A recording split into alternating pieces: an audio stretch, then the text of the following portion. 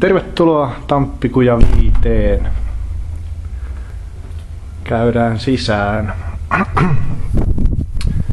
Elikkä tässä on eteiskäytävä.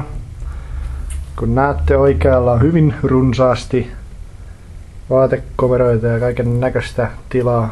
Totta kai siellä on mun kamoja, mutta myös. Mutta varmasti jos tarvii, niin voidaan vähän tehdä tilaa. Sitten tässä vasemmalla on heti pesuhuone. Ja aivan niin kuin kerroin, täällä on aivan oma sauna. Katsotaan sitä vähän. Testattu on. Aika hyvät löylyt tohon. Mahtuu 2 ihmistä tai jos on väleissä niin 3 ihmistä. Sitten jatketaan eteenpäin. Tästä kun eteenpäin menee, niin on tää varsinainen asuintila.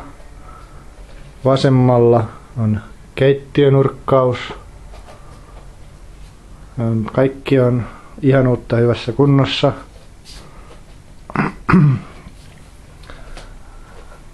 Jääkaappiin menee vähän enemmänkin eväitä.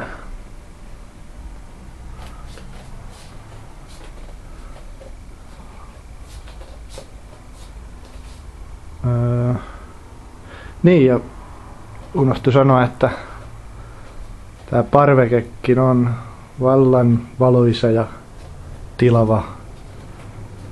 Ja tää sisäpiha on mukavan rauhallinen. Siinä ei, tää on ihan oma tällainen lenkki täältä näin. Ei täällä ole mitään läpikulkuliikennettä. Hyvin rauhallinen piha. Ja Duo on, kauppakeskus Duo noitten rakennusten aivan toisella puolella. Ihan tossa vieressä. Jeps.